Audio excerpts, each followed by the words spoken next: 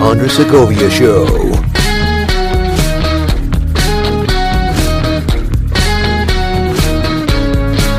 Greetings, everyone, and welcome to the Andre Segovia Show. I'm your host, Andre Segovia. On today's episode, I got a series of news items that you need to be aware of, especially if you're in the Los Angeles area. Some other stuff is statewide also, so tune into that. So if you're out of California, it's okay. You gotta know what's going on in the movement to fix California and save California. But before I get started here, I basically made coffee my co-host in just about everything that I do. So sip to coffee. Today's coffee is the French roast blend from Ranger Candy Coffee Company. If you're not familiar with Ranger Candy Coffee Company, they are a veteran-owned, handcrafted premium coffee roaster located in Shoehorn Bend, Arkansas. They offer a variety of single origin and flavored coffee. Their coffee is roasted and packaged by husband and wife duo Larry and Sierra Littlefoot in America to order to ensure customers receive the freshest coffee available. Ranger Candy Coffee Company also partnered with Disabled American Veterans, a 501c4 nonprofit that supports combat veterans in their post-war readjustment process. They donate a portion of their profits to them as a way to give back. So when you shop at Ranger Candy Coffee Company, know that you are supporting not only a veteran-owned small business, you are also supporting an outstanding veterans nonprofit. So check out Ranger Candy Coffee Company's selection of special blends, K-Cups, single origin, and flavored coffee at rangercandycoffeecompany.com. When you use promo code Andre Segovia, you get free shipping on your order. So go to rangercandycoffeecompany.com, choose your blend size and brew, and taste America in every sip. Let's get to it, shall we? We have a series of updates that I frankly cannot keep all up to date and going with. So to give you a sample of what's happening, particularly for those of us in Los Angeles, the Los Angeles County Board of Supervisors recently voted to extend COVID-19 tenant protections. And I put that up on the blog site of SegoviaRES.com. So SegoviaRES.com is the website that markets my real estate side of the business because I am a licensed broker in the state of California. I'm with Marco Real Estate. License number 019094449. So if you're interested in checking out anything relating real estate and real estate resources, you can go to SegoviaRES.com. For those of you that are used to my website, www.segovia.com, you can find links to my real estate resources through there as well, in case you forget, like, what's the website for the real estate stuff? Yeah, so the blog section is where I'm going to be posting more news articles and seminars and question and answers with attorneys that some of them I intended to have in my program. I haven't been able to make it work out, so I'm glad that some other ones that I members of my profession that I respect have been able to have those things work out for them to make time to sit down and present these to the masses. So I recommend you check out those posts, because the most recent one that I put up there for those of us that are in LA County, there's how to use the LA County's rent registry. What does that mean? If you're a property owner in LA County, you have to register your property because it's a rent controlled or rent stabilization ordinance zone. And it sucks, but that's what happens. That's what people think. Oh, rent control is just a rent cap. It's not a rent cap. It's a lot more than that. And it's quite literally you yielding your property rights to the government. How socialist is that?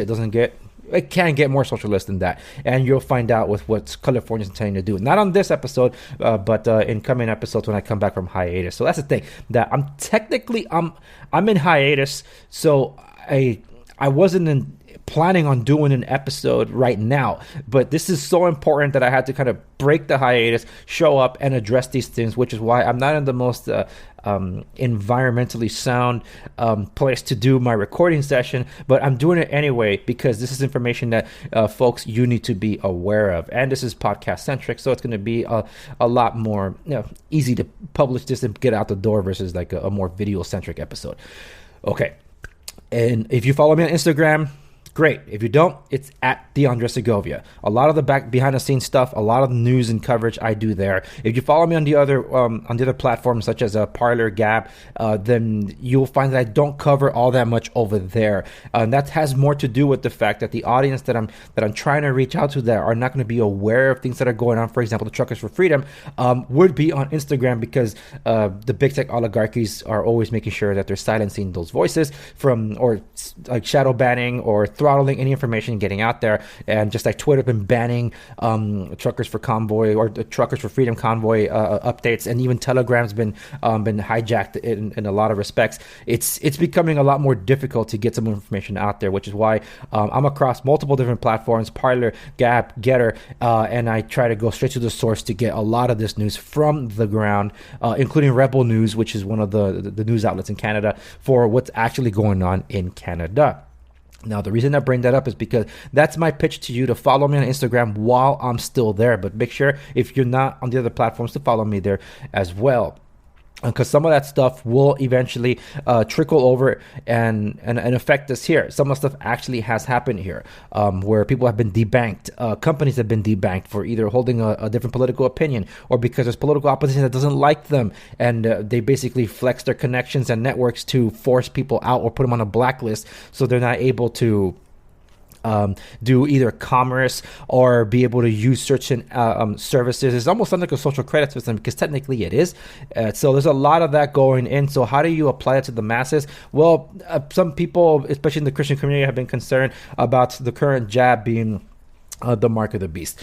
I strongly disagree with that. It's the implementation of what the government is doing that makes it a lot harder to make that argument. But stay tuned for an episode on locals where I actually get into this with Travis. It was actually between a couple of recording sessions. You know who Travis is. Travis is my co-host on the Critic Corner.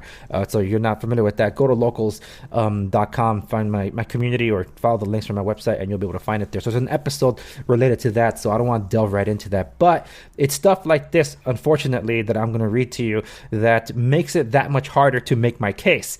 And that is with respects to a couple of Senate bills that are being proposed in California, and then one Assembly bill that's more recent.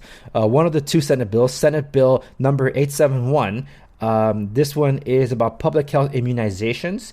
Existing laws prohibits the governing authority of a school or institutions from unconditionally admitting any person as a pupil or public or private elementary or secondary school, etc., etc., etc., to the institution that may have been fully immunized against various diseases, including measles, blah, blah, blah. Existing law authorizes an exemption from those provisions for medical reasons. For purposes of additional immunization deemed appropriate by the department that would be mandated before a pupil's first admission to the institution, existing law requires that exemptions be allowed for both medical reasons. So what the people of the state of California do enact as follows. What they want to make, but this is like ever changing, they want to make the immunizations that are required to include the COVID-19 jab. And that is not immunization. We know it's not immunization, but they're trying to make it immunization, because when you list out the other things that they're saying that immunization is required, like to go to school or certain businesses, that would include hepatitis B, Homeophilus influenza type B, measles, mumps, polio, rubella, tetanus. You can immunize it against that. Those are diseases. When you have a virus, there is no cure. There's no cure for the flu. There's no cure for the common cold. And COVID-19 is a strain of that coronavirus family. So there is no cure for COVID-19. But people are behaving like there is. So the mere fact that they want to make that a part of the immunization is to basically force everyone, from minors to seniors, to be forced to get that for immunization's sake. You don't get immunized. I haven't needed a hepatitis B shot for ages because I'm immunized against it. Tetanus is like every 10 years or so. But still, I think that's like polio. I took it once and that's it. But that's ridiculous. This is Senate Bill number 871. And then the next bill over is actually previous, Senate Bill 866. This is with respects to minors' vaccine consent. And I believe this is what they're expecting to. A minor 12 years of age or older may consent to the jab that is approved in the United States. No. Until they're 18. These are my kids, not the government's kids. So I'm strongly against this.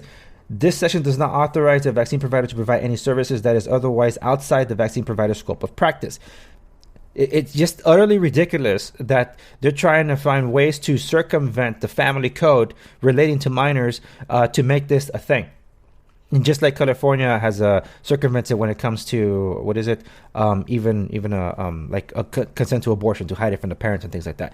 It's ridiculous what they do here. But then they tell us that you can keep your kids in your insurance up to like age 26 because they're still kids. Like what? They can make adult choices when they're 12, but they can't make adult choices when they're adults.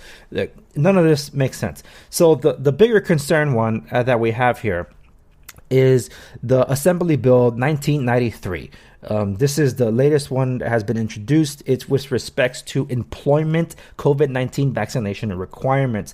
The law would mean that proof is required, meaning valid documentation of a person's COVID-19 vaccination record, which may be their vaccine card or a copy of a digital version thereof, as provided to their healthcare provider as provided by their healthcare provider, the State Department of Public Health, or another state or federal agency. And this is with respects to, The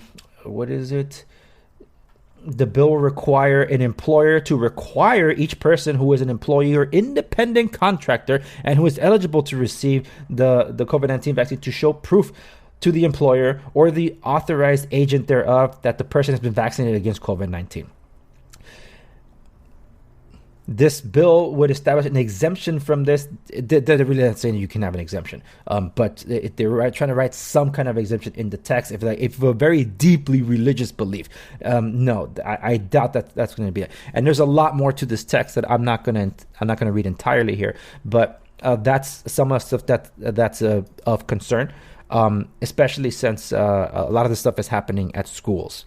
So there is one more thing I'm going to read.